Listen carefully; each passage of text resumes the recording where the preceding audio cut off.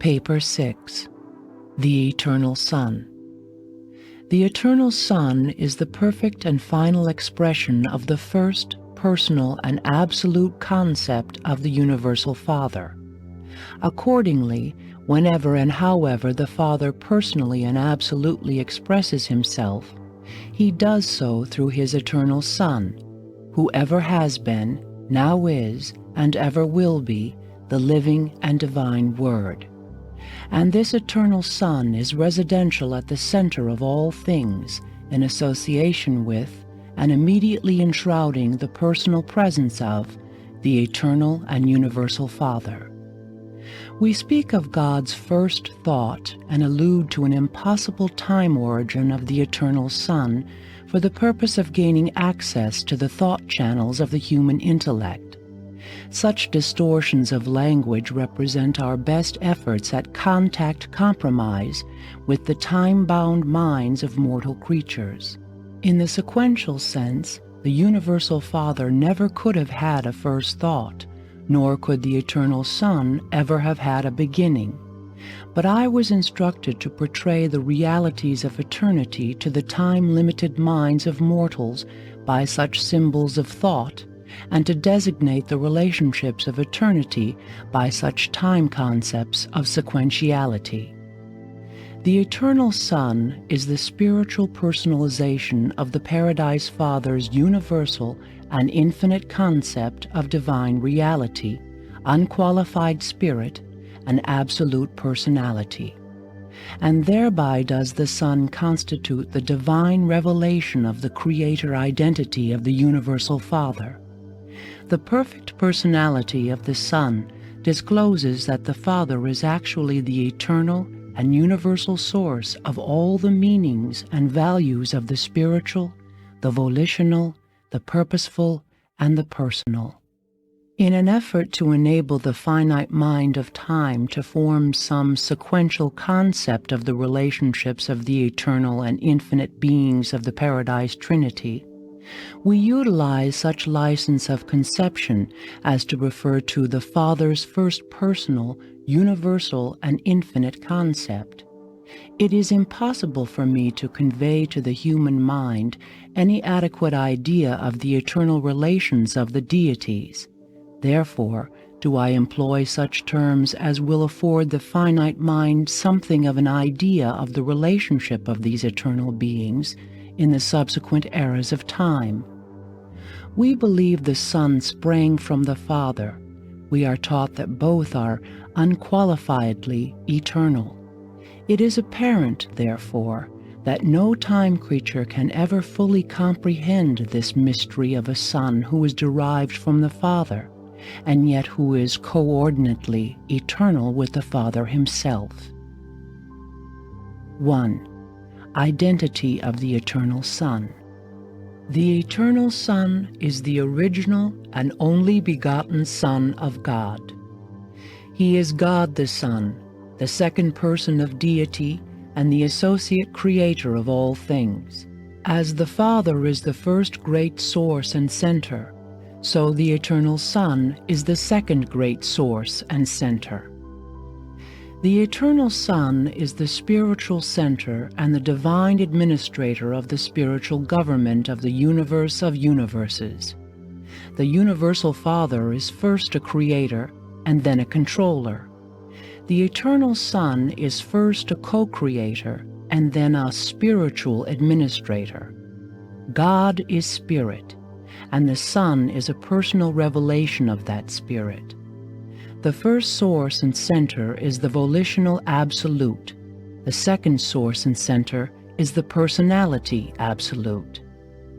The Universal Father never personally functions as a creator except in conjunction with the Son or with the coordinate action of the Son.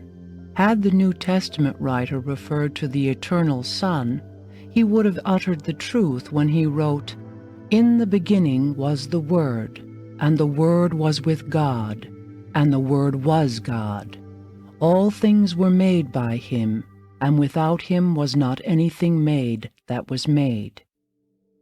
When a son of the Eternal Son appeared on Urantia, those who fraternized with this divine being in human form alluded to him as "He who was from the beginning, whom we have heard, whom we have seen with our eyes, whom we have looked upon, and our hands have handled, even the word of life." And this bestowal Son came forth from the Father just as truly as did the original Son, as is suggested in one of his earthly prayers. "And now, O my Father, glorify me with your own self, with the glory which I had with you before this world was." The Eternal Son is known by different names in various universes. In the central universe, he is known as the coordinate source, the co-creator, and the associate absolute. On Uversa, the headquarters of the super-universe, we designate the Son as the coordinate spirit center and as the eternal spirit administrator. On Salvington, the headquarters of your local universe, this Son is of record as the second eternal source and center. The Melchizedeks speak of him as the Son of Sons.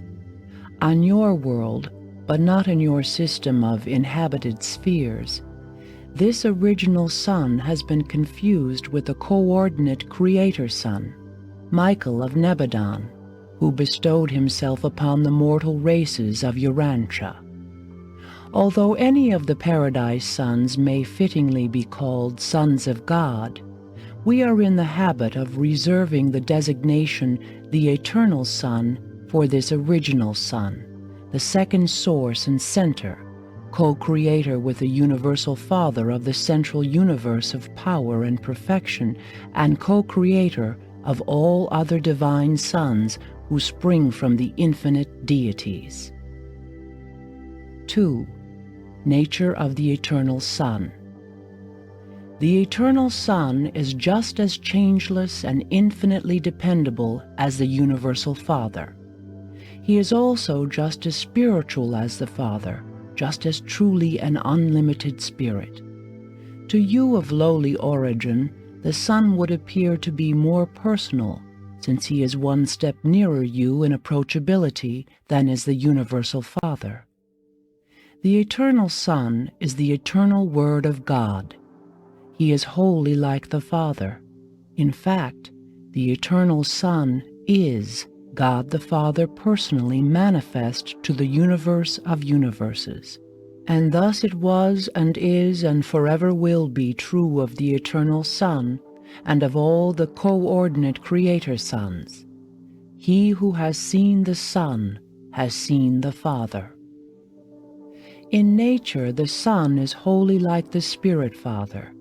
When we worship the Universal Father, actually, we at the same time worship God the Son and God the Spirit. God the Son is just as divinely real and eternal in nature as God the Father. The Son not only possesses all the Father's infinite and transcendent righteousness, but the Son is also reflective of all the Father's holiness of character. The Son shares the Father's perfection and jointly shares the responsibility of aiding all creatures of imperfection in their spiritual efforts to attain divine perfection. The Eternal Son possesses all the Father's character of divinity and attributes of spirituality. The Son is the fullness of God's absoluteness in personality and spirit, and these qualities the Son reveals in his personal management of the spiritual government of the universe of universes. God is, indeed, a universal spirit. God is spirit, and this spirit nature of the Father is focalized and personalized in the deity of the Eternal Son. In the Son, all spiritual characteristics are apparently greatly enhanced by differentiation from the universality of the first source and center.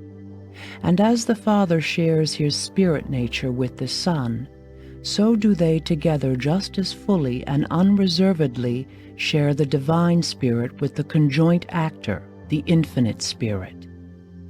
In the love of truth and in the creation of beauty, the Father and the Son are equal, except that the Son appears to devote himself more to the realization of the exclusively spiritual beauty of universal values. In divine goodness, I discern no difference between the Father and the Son. The Father loves his universe children as a father. The Eternal Son looks upon all creatures both as father and as brother. 3. Ministry of the Father's love. The Son shares the justice and righteousness of the Trinity, but overshadows these divinity traits by the infinite personalization of the Father's love and mercy. The Son is the revelation of divine love to the universes. As God is love, so the Son is mercy.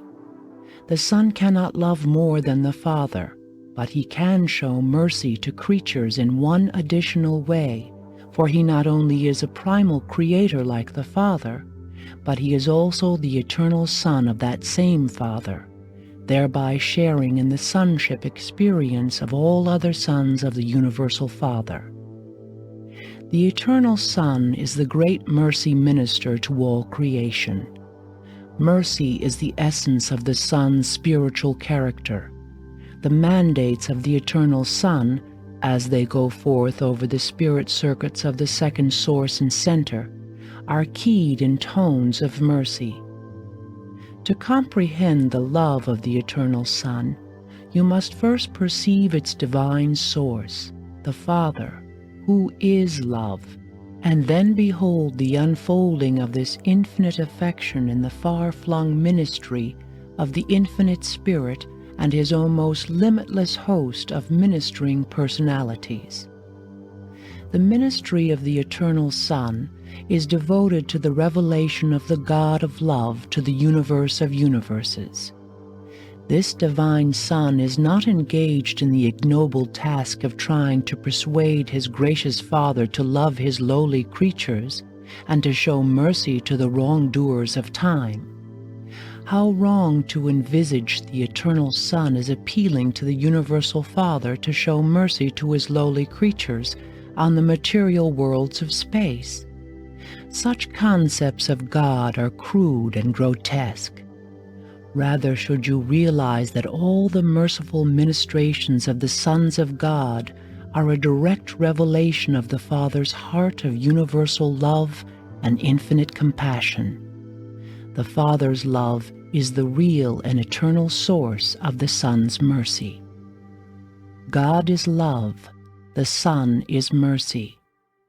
Mercy is applied love, the Father's love in action in the person of his eternal Son. The love of this universal Son is likewise universal. As love is comprehended on a sex planet, the love of God is more comparable to the love of a father, while the love of the Eternal Son is more like the affection of a mother. Crude, indeed, are such illustrations, but I employ them in the hope of conveying to the human mind the thought that there is a difference, not in divine content, but in quality and technique of expression, between the love of the Father and the love of the Son. 4. Attributes of the Eternal Son. The Eternal Son motivates the spirit level of cosmic reality. The spiritual power of the Son is absolute in relation to all universe actualities.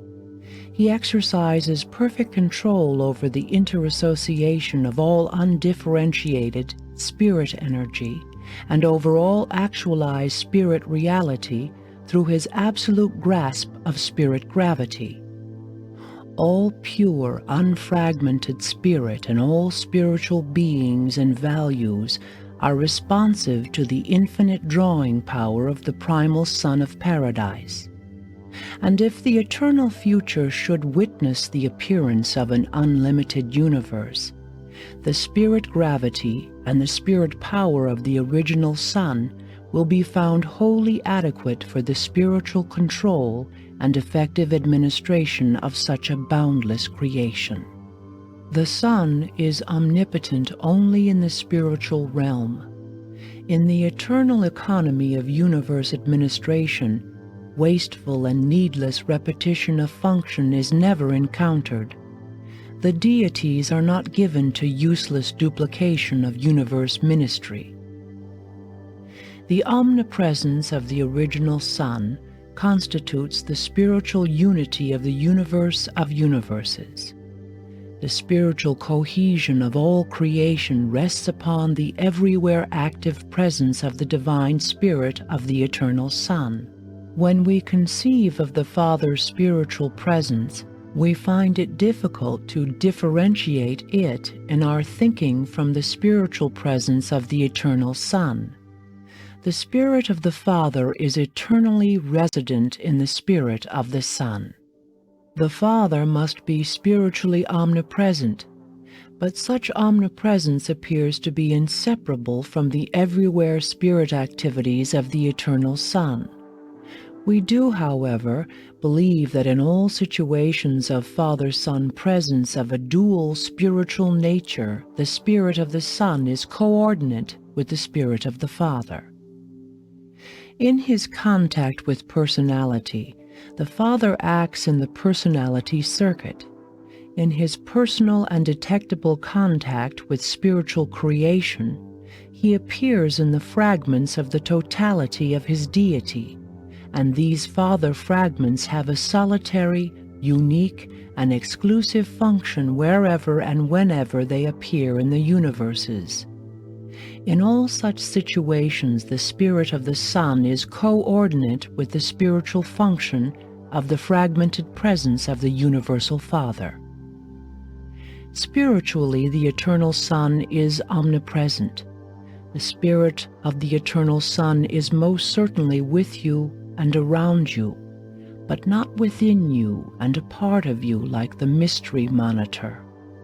The indwelling Father fragment adjusts the human mind to progressively divine attitudes, whereupon such an ascending mind becomes increasingly responsive to the spiritual drawing power of the all-powerful spirit gravity circuit of the second source and center. The original Son is universally and spiritually self-conscious. In wisdom, the Son is the full equal of the Father. In the realms of knowledge, omniscience, we cannot distinguish between the first and second sources. Like the Father, the Son knows all. He is never surprised by any universe event. He comprehends the end from the beginning. The Father and the Son really know the number and whereabouts of all the spirits and spiritualized beings in the universe of universes. Not only does the Son know all things by virtue of his own omnipresent spirit, but the Son, equally with the Father and the conjoint actor, is fully cognizant of the vast reflectivity intelligence of the Supreme Being, which intelligence is at all times aware of all things that transpire on all the worlds of the 7 super-universes. And there are other ways in which the Paradise Son is omniscient. The Eternal Son, as a loving, merciful, and ministering spiritual personality, is wholly and infinitely equal with the Universal Father, while in all those merciful and affectionate personal contacts with the ascendant beings of the lower realms, the Eternal Son is just as kind and considerate, just as patient and long-suffering as are his Paradise Sons in the local universes, who so frequently bestow themselves upon the evolutionary worlds of time. It is needless further to expatiate on the attributes of the Eternal Son. With the exceptions noted, it is only necessary to study the spiritual attributes of God the Father to understand and correctly evaluate the attributes of God the Son. 5. Limitations of the Eternal Son. The Eternal Son does not personally function in the physical domains, nor does he function, except through the conjoint actor, in the levels of mind ministry to creature beings. But these qualifications do not in any manner otherwise limit the Eternal Son in the full and free exercise of all the divine attributes of spiritual omniscience, omnipresence, and omnipotence. The Eternal Son does not personally pervade the potentials of spirit inherent in the infinity of the Deity Absolute, but as these potentials become actual, they come within the all-powerful grasp of the spirit gravity circuit of the Son. Personality is the exclusive gift of the Universal Father. The Eternal Son derives personality from the Father, but he does not, without the Father, bestow personality. The Son gives origin to a vast spirit host, but such derivations are not personalities. When the Son creates personality, he does so in conjunction with the Father or with the conjoint Creator, who may act for the Father in such relationships. The Eternal Son is thus a co-creator of personalities, but he bestows personality upon no being, and of himself alone never creates personal beings. This limitation of action does not, however, deprive the Son of the ability to create any or all types of other than personal reality. The Eternal Son is limited in transmittal of creator prerogatives. The Father, in eternalizing the original Son, bestowed upon him the power and privilege of subsequently joining with the Father in the divine act of producing additional sons possessing creative attributes, and this they have done and now do. But when these coordinate sons have been produced, the prerogatives of creatorship are apparently not further transmissible. The Eternal Son transmits creatorship powers only to the first or direct personalization. Therefore, when the Father and the Son unite to personalize a Creator Son, they achieve their purpose. But the Creator Son thus brought into existence is never able to transmit or delegate the prerogatives of creatorship to the various orders of sons which he may subsequently create, notwithstanding that, in the highest local universe sons, there does appear a very limited reflection of the creative attributes of a Creator Son. The Eternal Son, as an infinite and exclusively personal being, cannot fragmentize his nature, cannot distribute and bestow individualized portions of his selfhood upon other entities or persons, as do the Universal Father and the Infinite Spirit. But the Son can and does bestow himself as an unlimited spirit to bathe all creation and unceasingly draw all spirit personalities and spiritual realities to himself. Ever remember, the Eternal Son is the personal portrayal of the Spirit Father to all creation. The Son is personal and nothing but personal in the deity sense. Such a divine and absolute personality cannot be disintegrated or fragmentized. God the Father and God the Spirit are truly personal, but they are also everything else in addition to being such deity personalities. Though the Eternal Son cannot personally participate in the bestowal of the thought adjusters, he did sit in council with the Universal Father in the eternal past, approving the plan and pledging endless cooperation when the Father, in projecting the bestowal of the thought adjusters, proposed to the Son, "Let us make mortal man in our own image."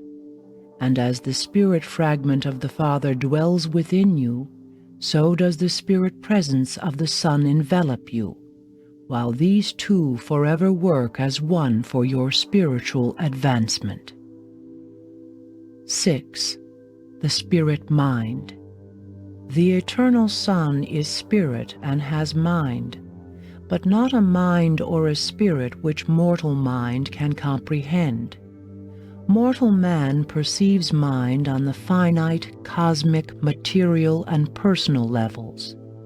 Man also observes mind phenomena in living organisms functioning on the subpersonal, animal level, but it is difficult for him to grasp the nature of mind when associated with supermaterial beings and as a part of exclusive spirit personalities. Mind must, however, be differently defined when it refers to the spirit level of existence and when it is used to denote spirit functions of intelligence. That kind of mind which is directly allied with spirit is comparable neither to that mind which coordinates spirit and matter, nor to that mind which is allied only with matter.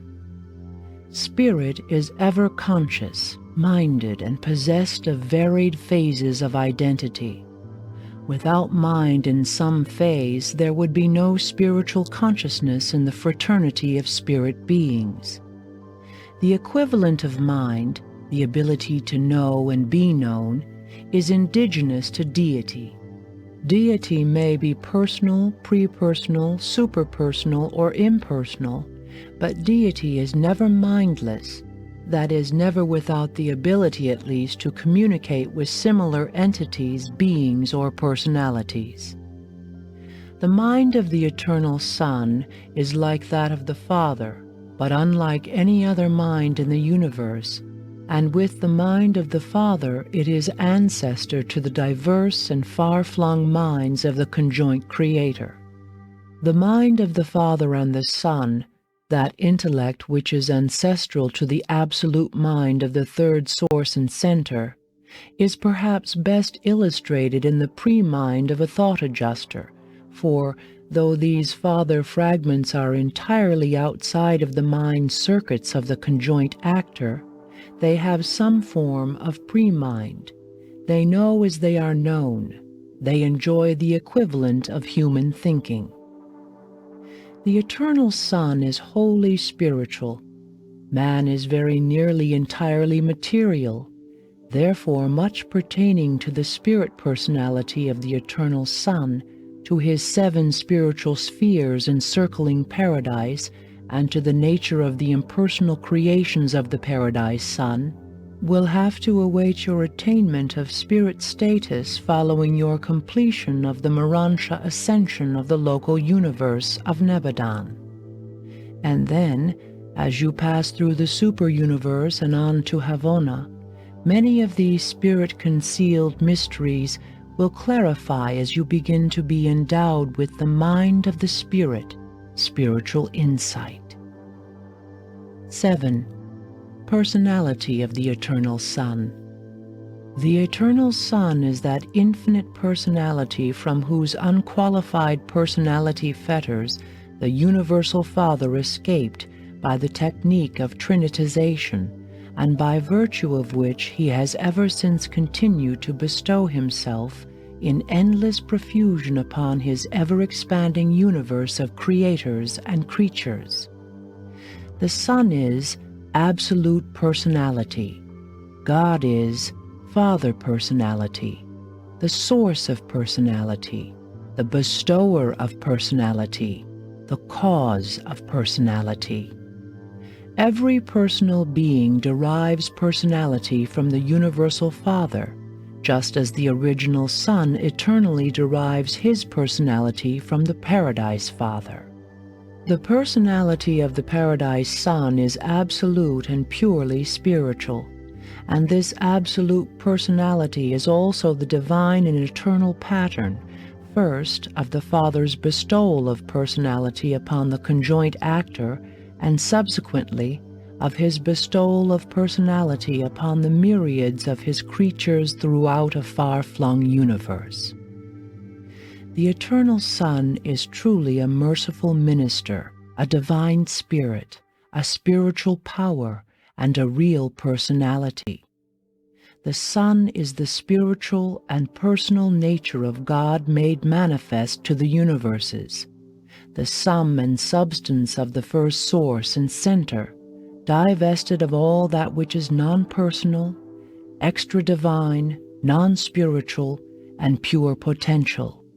But it is impossible to convey to the human mind a word picture of the beauty and grandeur of the supernal personality of the Eternal Son. Everything that tends to obscure the Universal Father operates with almost equal influence to prevent the conceptual recognition of the Eternal Son.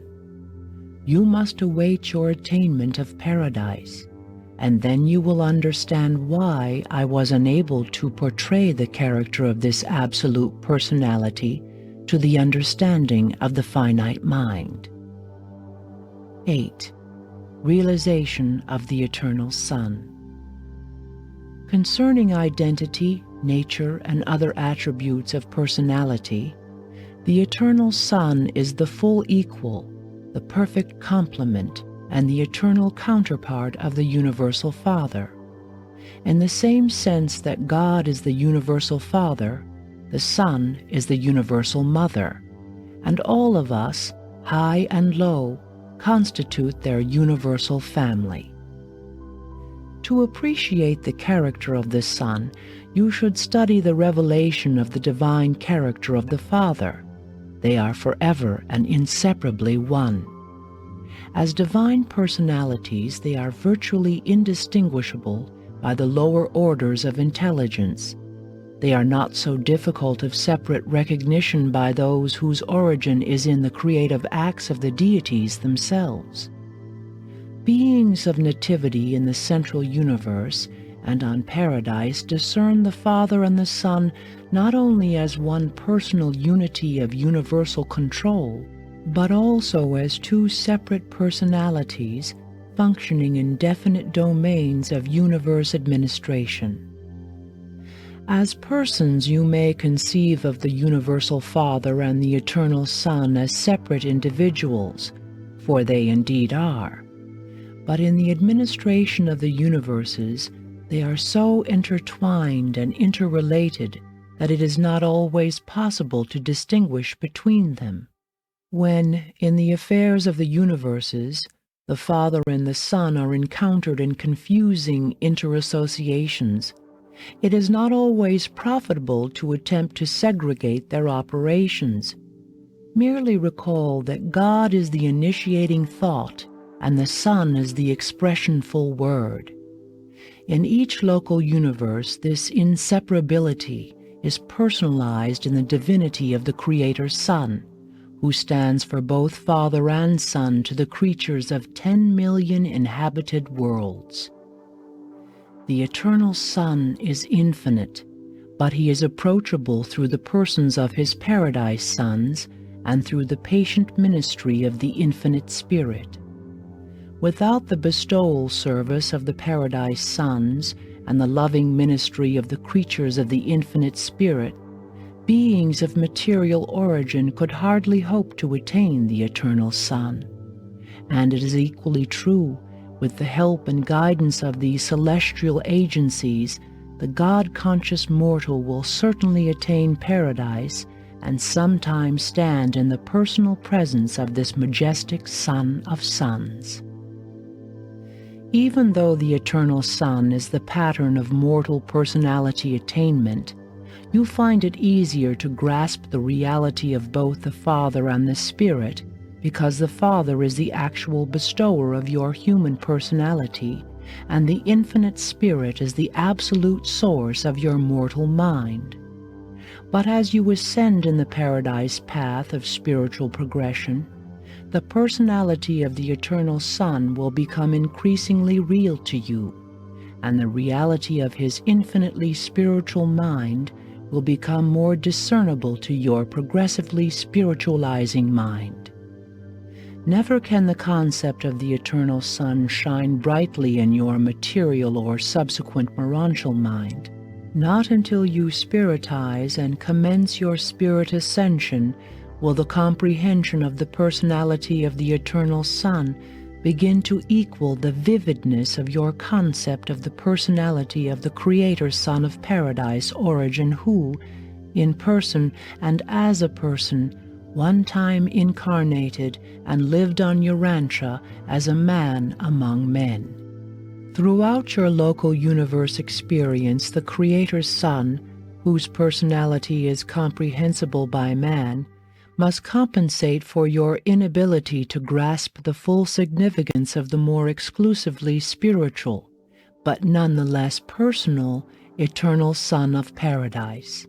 As you progress through Orvantan and Havona, as you leave behind you the vivid picture and deep memories of the Creator Son of your local universe, the passing of this material and Morontia experience will be compensated by ever-enlarging concepts and intensifying comprehension of the eternal Son of Paradise, whose reality and nearness will ever augment as you progress paradiseward. The eternal Son is a grand and glorious personality. Although it is beyond the powers of the mortal and material mind to grasp the actuality of the personality of such an infinite being, doubt not, he is a person. I know whereof I speak. Times almost without number I have stood in the divine presence of this eternal Son, and then journeyed forth in the universe to execute his gracious bidding. Indicted by a divine counselor assigned to formulate this statement depicting the eternal Son of Paradise.